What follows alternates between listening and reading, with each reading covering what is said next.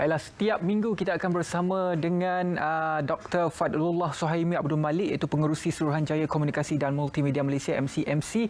Dan pada minggu ini secara spesifiknya kita akan berbincang mengenai Pusat Internet Komuniti yang mana ia menyediakan kesaling hubungan untuk pembelajaran, terutamanya kepada pelajar-pelajar yang terpaksa untuk melalui proses pengajaran dan juga pembelajaran melalui proses dalam talian.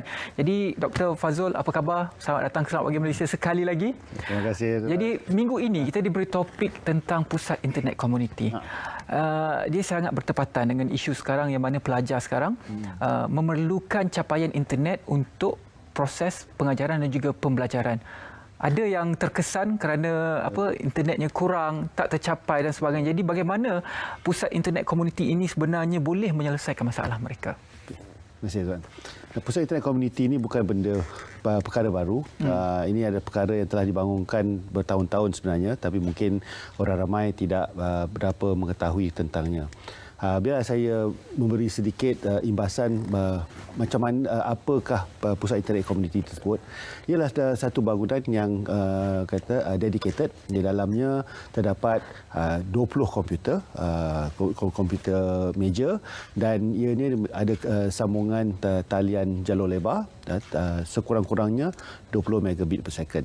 Dan setiap Pusat Internet Komuniti itu akan ada 2 pegawai yang berada di sana sepenuh masa, dan ianya dibuka dari pagi hinggalah ke petang, setiap hari. Jadi dalam keadaan tersebut kita dapati tempat itu bersesuaian untuk diguna pakai untuk pelajar-pelajar, terutama mereka yang berada di kawasan liputan yang kurang memuaskan, dan janganlah membahayakan diri, pergilah ke Pusat Internet Komuniti. Dan Pusat Internet Komuniti ini terdapat di seluruh negara, terdapat 873 semuanya, dan ianya memang sedia membantu. Dan bagi murid-murid yang memerlukan waktu atau mengambil peperiksaan, kami di Pusat Internet Komuniti boleh menyediakan ruang untuk mereka melaksanakan peperiksaan atas talian. Jadi baik sama ada pelajar sekolah ataupun pelajar-pelajar universiti atau pra-universiti, mana yang mereka mengetahui tentang PIK ini telah mengguna pakai. Jadi kami ingin mewawarkan kepada lebih ramai orang untuk mengguna pakai. Dan satu lagi, PIK itu dengan adanya talian jalur lebar, kita juga menyediakan wifi. Jadi kadang budak nak lepak dekat luar tu, nak main, wifi free. Okey. Selain daripada penyediaan capaian internet dan juga komputer yang diperlukan oleh pelajar untuk proses pembelajaran dalam talian, apa program-program lain di bawah PIK? Contohnya ada program latihan untuk memperkemaskan pengetahuan mereka tentang teknologi atau PIK itu menyediakan berdasarkan pada demografi setempat. Lazimnya kita ada orang muda, orang yang bekerja, dan juga warga emas. Untuk pelajar-pelajar, kita menyediakan latihan tentang apa itu internet, bagaimana menggunakan pakai internet, aplikasi. Ada PIK menyediakan kelas robotik. Jadi kan anak-anak ni boleh mendapat asas robotik untuk mereka mempelajari, dan kita menyediakan latihan tersebut juga. Dan bagi mereka-mereka yang bekerja, kita menyediakan pusat internet itu sebagai latihan untuk membantu mereka menggunakan pakai aplikasi untuk kehidupan seharian, katakan pembayaran atas talian, perbankan dan sebagainya. Dan juga bagi mereka yang menjadi usahawan, kita menjadikan latihan untuk membantu mereka menjadi usahawan atas talian. Okey. Dan bagi warga tua, mereka juga ada latihan untuk mengenali internet, bagaimana menggunakan pakai, tapi lazimnya mereka ni lebih cenderung untuk menggunakan pakai internet tu untuk mempelajari benda-benda yang keilmuan. Jadi dia tak ada lagi kata pakcik dah tua dah, tak payahlah nak buat niaga lagi ni. Yalah, tapi nak tak nak kena belajar juga. Teknologi itu bergerak dan kita hidup dalam teknologi yang begini. Cuma apabila isu pelajar nak capai internet, kita pelajar naik bukit demi mendapatkan capaian internet dan sebagainya. Secara spesifiknya, apabila MCMC melihat berita ini dilaporkan, apa yang dilakukan oleh MCMC secara spesifiknya kepada isu begini? Isu ini, lazimnya bila kita mendapat makluman, baik sama ada di media arus perdana ataupun media atas talian ataupun aduan yang dihantar kepada atas talian kami, aduan MCMC, kami terus akan menghantar pegawai di negeri-negeri di mana isunya telah berlaku. Sebagai contoh, di Kampung Gusi di Sabah, bila kita telah mendapat berita tersebut, kita telah menghantar pegawai kita ke tempat itu untuk mengenal pasti apakah isu dan bagaimana kita boleh membantu dalam masa yang sesingkat yang boleh. Ya. Dan macam di Kampung Gusi, alhamdulillah 2 perkara telah berlaku. Satu, saya difahamkan jambatan tengah dibetulkan, itu bahaya yang tu. Dan untuk liputan internet secara interim, kita mengadakan talian melalui satelit. Ya.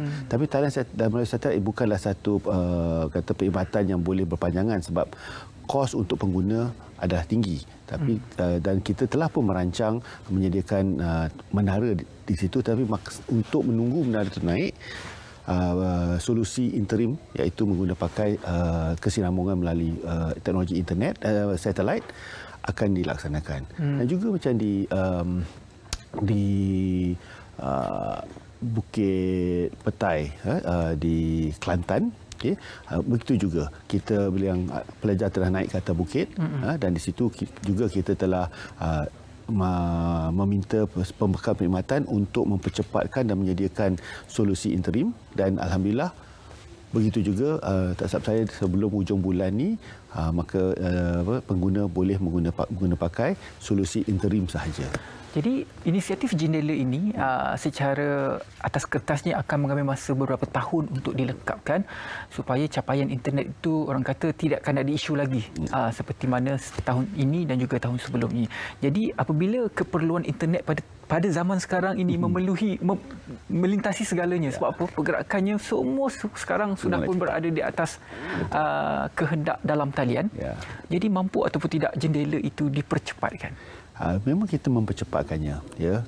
Tapi saya kena juga memberi kata maklum balas, iaitu kalau kita lihat, kita kata kita nak jalan raya tu highway kalau boleh semalam, tapi kita tahu highway itu tidak boleh tiba-tiba je macam kita buat magic zam-zam ala kazam, tiba-tiba tu saja berjadi.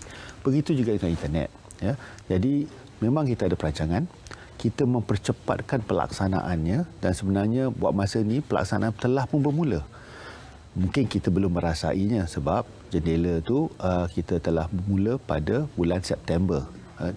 Dan kita percepatkan dari segi menaik taraf, kita mempercepatkan menyediakan menara baru, kita mempercepatkan laluan gentian fiber ke premis sebanyaknya boleh, dan itu semua dipercepatkan. Dan selain daripada itu, kita juga membantu dengan berbincang dengan pihak negeri untuk mempercepatkan kelulusan dari peringkat negeri.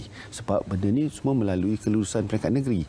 Macam contohnya besok, insyaAllah saya akan ke Kedah untuk mendapatkan keputusan daripada kerajaan negeri Kedah untuk menjadikan telekomunikasi sebagai utility awam sebagai polisi.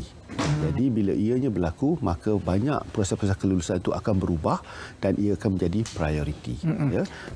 Jadi dalam pada masa jendela itu dilaksanakan, pusat internet komuniti yang seperti mana kita bincangkan tadi, pastinya kalau dahulu kapasitinya contoh 20 komputer dalam satu pusat. Adakah dengan keperluan sekarang itu kapasiti itu ditingkatkan ataupun bagaimana? Kita tak perlu tingkatkan sebab apa?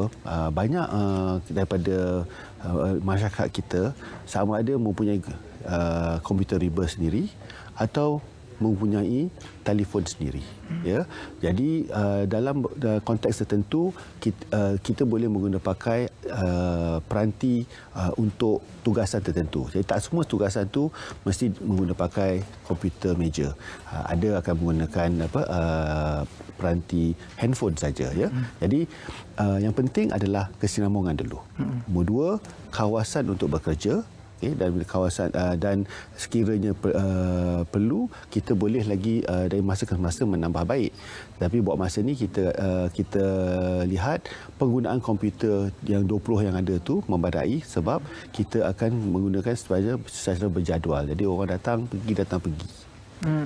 Jadi dari segi demografi dan juga geografi sesuatu kawasan, bagaimana ia mempengaruhi perkembangan perancangan jendela? Kalau kita ikut daripada tempat ke tempat, nombor satu, kadang tempat tu tempat pembangunan yang baru. Jadi kita pun tak pernah tahu ada kampung baru. Itu satu. Nombor dua, topologi kita ni kerap berubah. Maksud saya, kalau tempat tu berbukit bukau, memanglah berbukit bukau, itu akan menjadi ada keperluan tertentu. Tapi lazim di bandar yang paling kita risau, kerana kadang-kadang tiba-tiba bangunan tinggi naik. Jadi bila bangunan tinggi naik, dah gelombang tak boleh tebus, sebab bangunan ni telah menjadi melindungi laluan gelombang tersebut. Jadi kawan kat belakang ni, itu dia kata, saya dapat connection. Hari ni tak ada, sebab benda dah naik. Itulah kekangan-kekangan kita dapat. Jadi bila kita ada polisi tentang telekomunikasi sebagai utiliti awam, perancangan bandar dan perancangan luar bandar lebih terurus dan kita tidak lagi mendapat kekangan ini. Tapi ini jangka masa depan, ya. Tapi buat masa kini kita menyediakan peningkatan taraf, dan bagi kelompok-kelompok yang ada, kita pakai interim seperti PIK untuk membantu. Dan baru-baru ni kita juga sedang berbincang dengan syarikat pembekal, terutama di kawasan-kawasan miskin bandar, macam mana kita boleh menyediakan perkhidmatan yang untuk jangka pendek untuk membantu pelajar-pelajar, terutama mereka yang akan menghadapi SPM pada bulan 2 dan kemungkinan besar memerlukan capaian internet, kalau boleh free lah. Tapi jadi itulah antara usaha-usaha kami cuba melaksanakan untuk menyediakan solusi untuk mengatasi kelompongan-kelompongan yang masih terdapat kerana peningkatan penggunaan internet tiba-tiba naik secara mendadak akibat COVID. Nasihat doktor kepada mungkin semua masyarakat yang sekarang kalau ada isu tentang capaian internet, laporkan kepada saluran yang betul. Jangan sensasikannya. Kerana apabila disensasikannya, ceritanya berbeza di media sosial. Betul. Tapi kadang kita ni manusia kan. Jadi banyak kadang rasa dia nak glamour, ya. Jadi memang dia susah. Jadi saya minta sangatlah betul macam Rizwan nasihatkan, salurkanlah kepada saluran yang betul.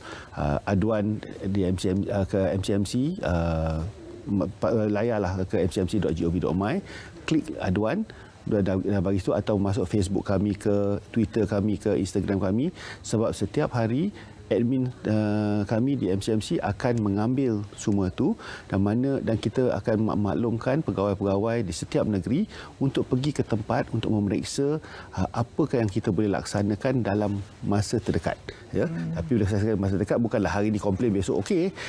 Dia mungkin memakan masa seminggu, 2 minggu, ya. Jadi kenalah bersabar sikit.